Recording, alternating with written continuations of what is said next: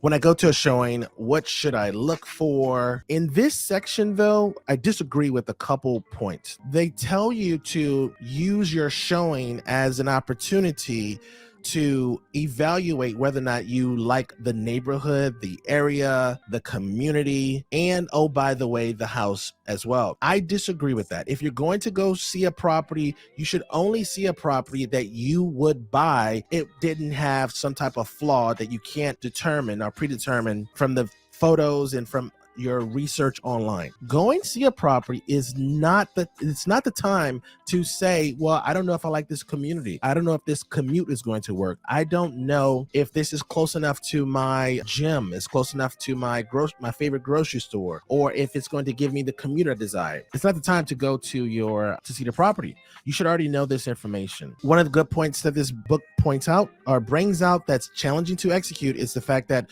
when you see a property, you want to be objective.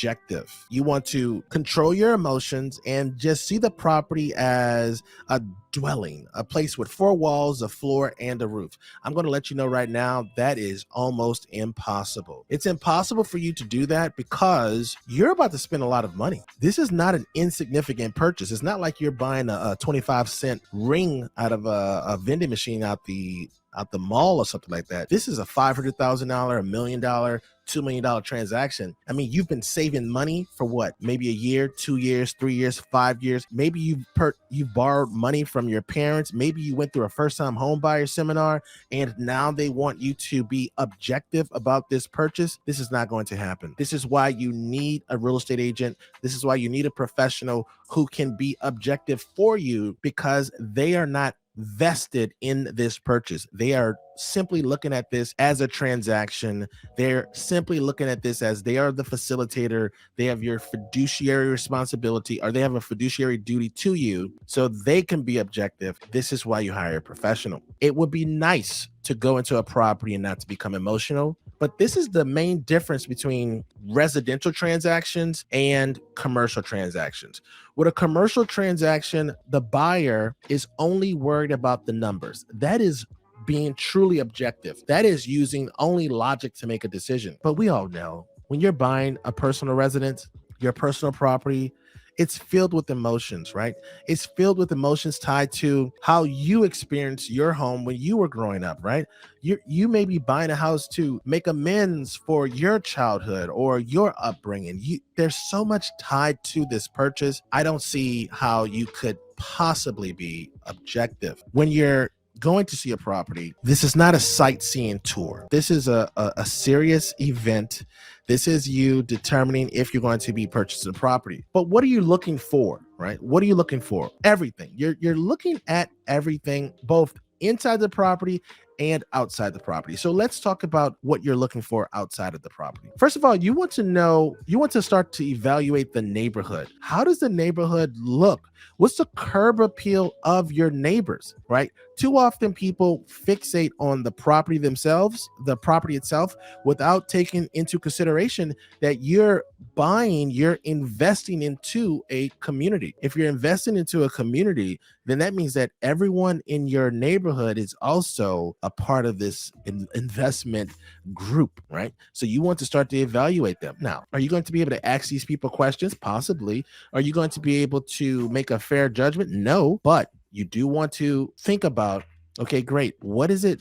How do the front lawns of these properties that are around the subject property, the property that you're interested in, what do the cars look like, right? Like, are the cars modern? Are the cars in disrepair? Like, what do the cars tell you about the area? How are the neighbors keeping up their grass? How do their roofs look? How do the exterior of their properties look? Are their properties pressure washed? Do they have trash in the community? This can tell you a lot about the community before you even get into the property. This is something you can consider and evaluate. Next up, let's go into the exterior of the home. Once you get into the exterior of the property, you want to put on your Inspector Gadget goggles, right? You're looking for everything. You're looking for a story here, right? You're looking for a story from what did this previous homeowner or the current homeowner, how did they live in the property? What adjustments did they make in the property?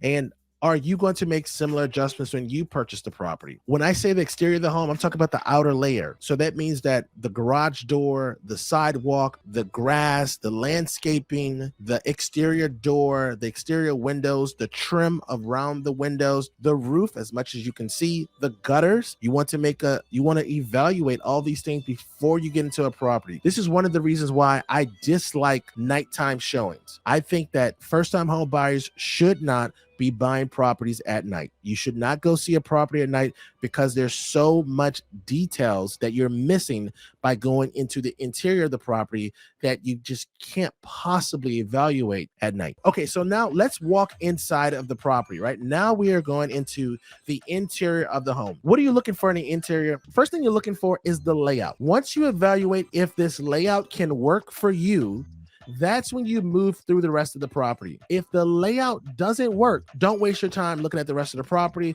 because how you see yourself moving through the property, how you see your family or the other members of the household moving through the property is hard, almost impossible to adjust with some decoration, right? With some paint, with some furniture. That's going to be super challenging. So just don't do it. Next up is we're going to start from the bottom, right? From our feet all the way up to the ceiling. First of all, we're gonna look at the floors. If there are wood floors, you want to kind of glide your feet across the wood floors, where you're dragging your feet across the wood floors. You're looking to see if the wood floors have any buckling in them, or if they're puckering up or if they're buckling, right? Next up, we're looking at the walls. With the walls, you're looking for cracks. You're also looking for any seams that are going to be shown. This is going to show us that you'll probably need to get the property painted right soon. And painting in Northern Virginia is not reasonable. To get a professional painter in a property is another expense that you really don't want to be biting off as soon as you move into a property, especially if you're a first-time home buyer. Now you want to look at the plugs. Look at the plugs. If there's only 2 slots in the plugs,